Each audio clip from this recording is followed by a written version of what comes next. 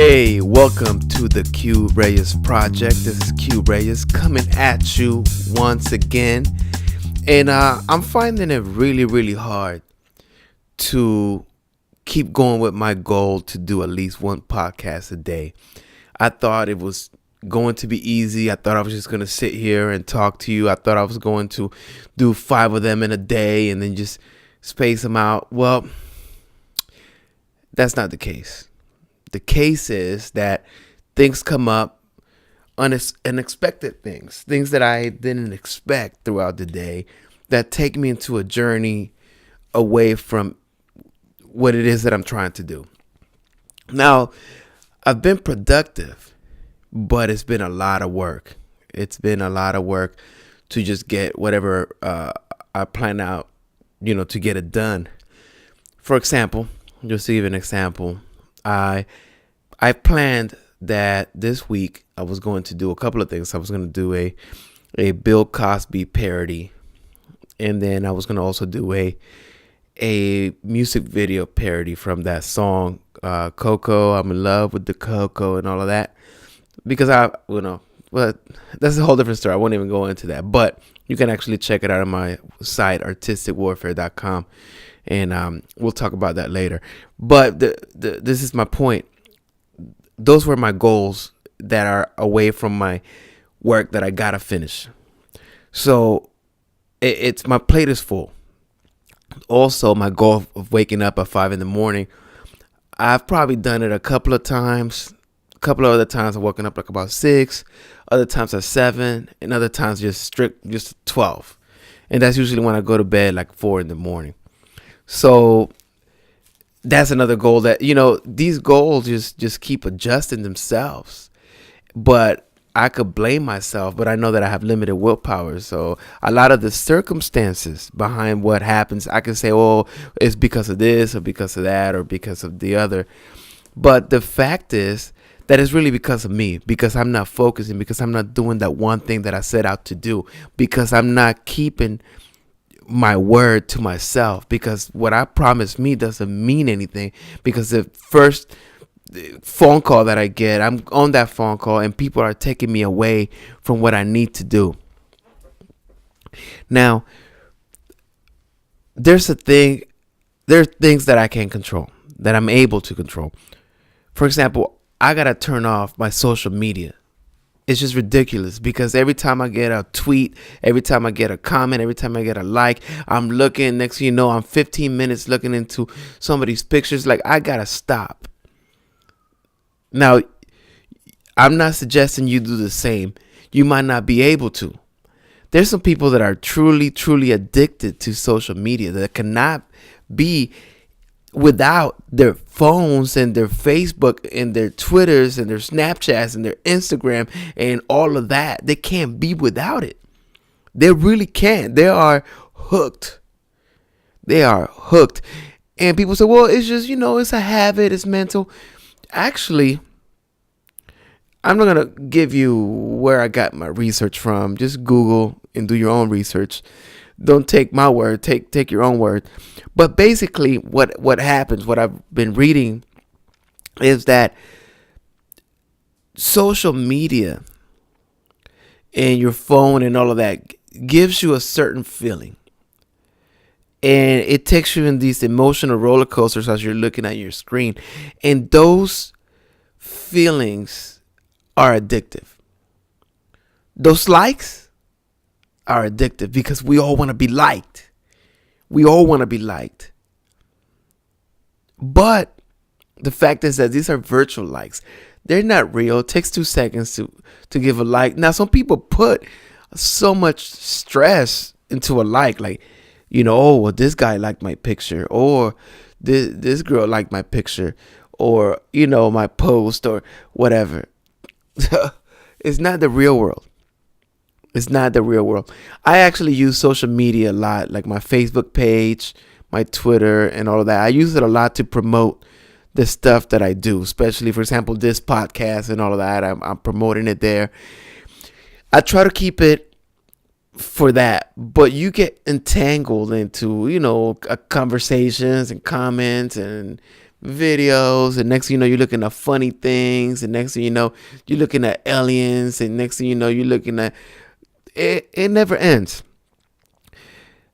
I believe the key to my productivity is going to be when I just turn it off and get to work. And actually, I'm good at turning it off. Like when I do, and I focus on one thing, I turn it off and I focus on what I need to do. But when I get back on, then I feel like I'm back with everybody, with the crowd. Everybody's on their phones. Everybody's on their phones constantly because they think they're important in their little social network. They think that people actually care. But the fact is that people don't. People are in their own little worlds, and that's not a bad thing. I want everybody to be hooked on their phone and to only live by what they see on their phone, because I can control what I show somebody through my social media. So I can paint an illusion, and I can paint a picture of what I want them to believe, and I can manipulate them. Just like people say, oh, well, we're being manipulated by the government and all these people. Cool. Well, we can do the same thing. I can manipulate my friends to think that I have a great life, or I can manipulate any kind of information to make people believe whatever they want to believe. That's a gift and a curse, because it shouldn't be that way. But it is. Now, you can either hate it, complain, go against it, rebel, or you can embrace it and use it to your advantage. I choose the latter. I think that if we take our time and see how we can use this device, that a lot of people are using it for their own destruction. Not even destruction. Maybe that's a strong word. A lot of people are using it for their detriment. No, I can't find the word, but you know what I mean. They're using it for wrong reasons. They're using it to get self-worth, to get some value. People are valuing their lives based on likes, retweets, all of that. That's crazy. But you can use that to your advantage.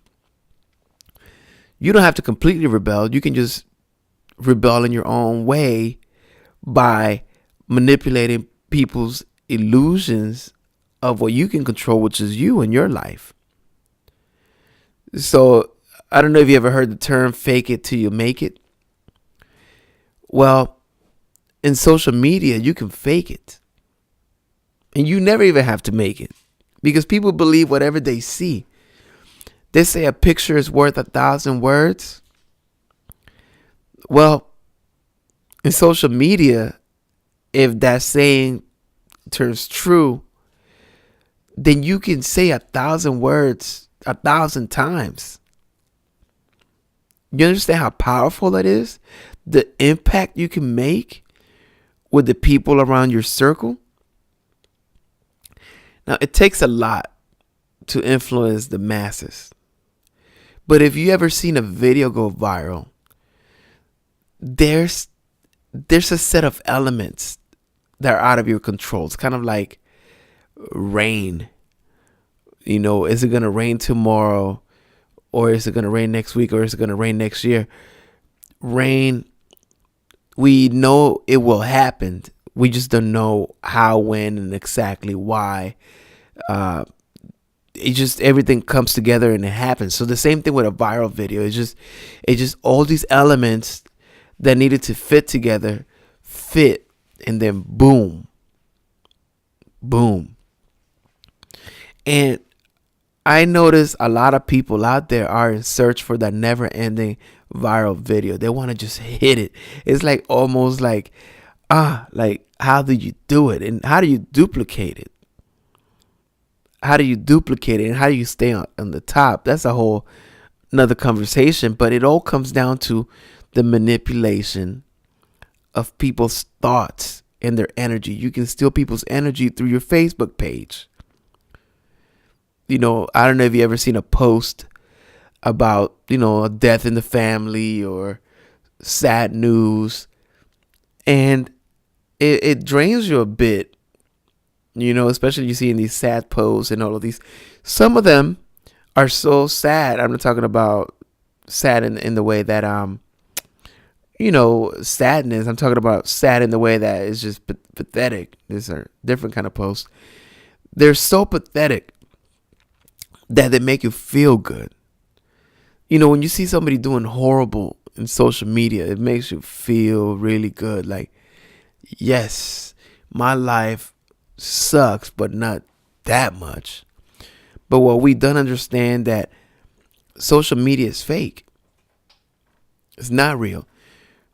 But people have gotten into fights. People have gotten divorced. People have gotten broken up. People have gotten mad. People have lost money because of the things they see in social media. People have lost jobs because of social media. So it's definitely not a toy. It's definitely not a toy, but it's also not real. Now, there's some people that can put their phone down for more than 30 minutes. There's some people that will leave the house, drive an hour, realize they don't have their phone, drive an hour back just to go get it.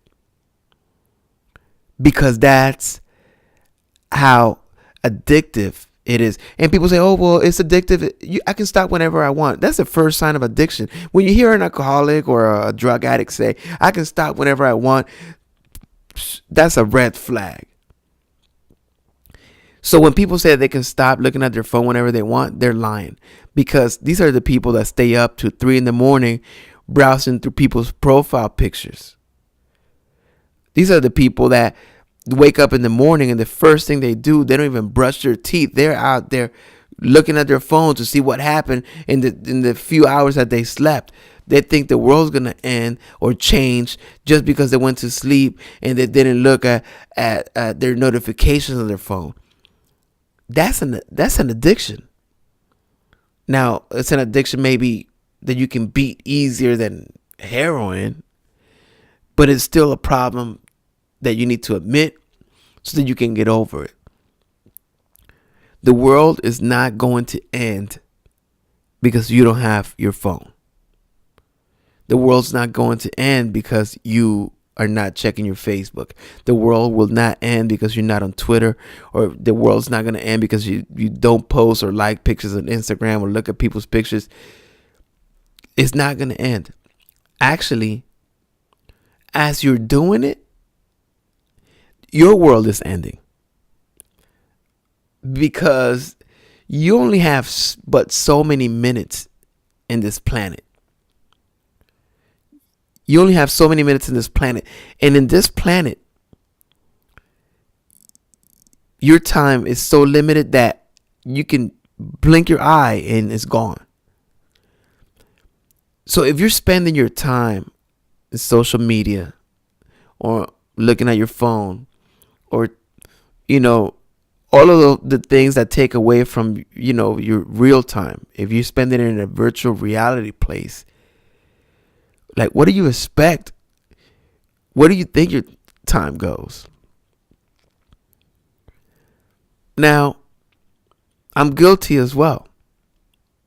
So I'm preaching for all of us.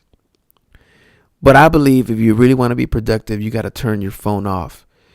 And don't use the excuse that it's for jobs or that you use your phone to work.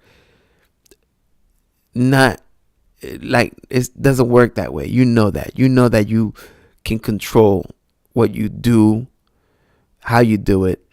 And I'm sure Facebook, even if it plays a part in your job, I'm sure that personally it takes away some time from the work you should be doing.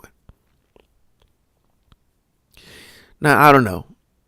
Maybe I'm just getting older. Maybe I'm the parent now that's, when parents tell their kids, hey, in my day, we had to, walk to school. We didn't have a car or it's the same thing. I'm doing that because the new generation won't even care, but won't even listen to this. So the new generation out there, I don't know.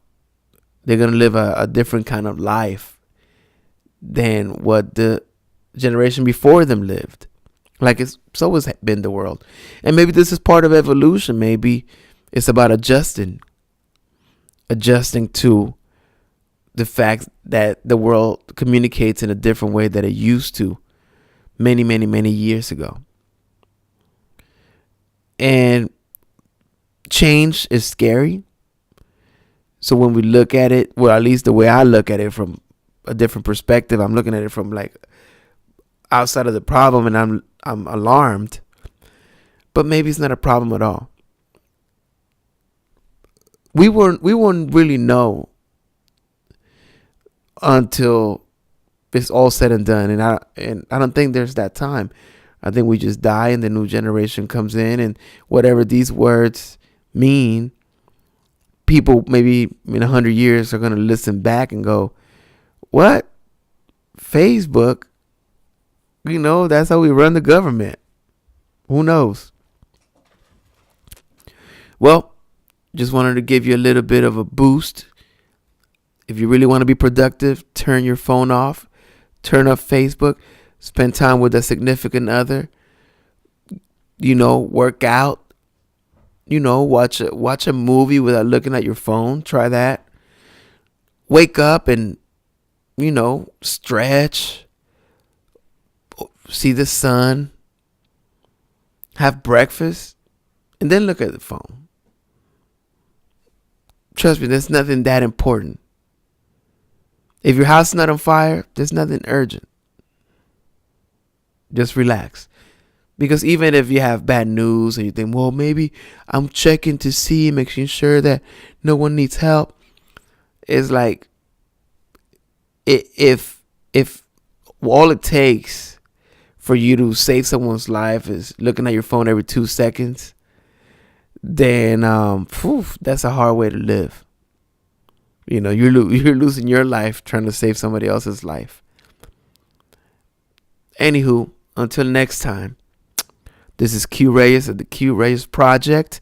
Make sure you follow me on Twitter at Q Reyes. Also, look me up on Facebook, KEUREYS, Q Reyes, and or just type my name, Google Q Reyes, KEUREYS. You'll find all kinds of things. And until next time, we'll chat. Right? I'm out.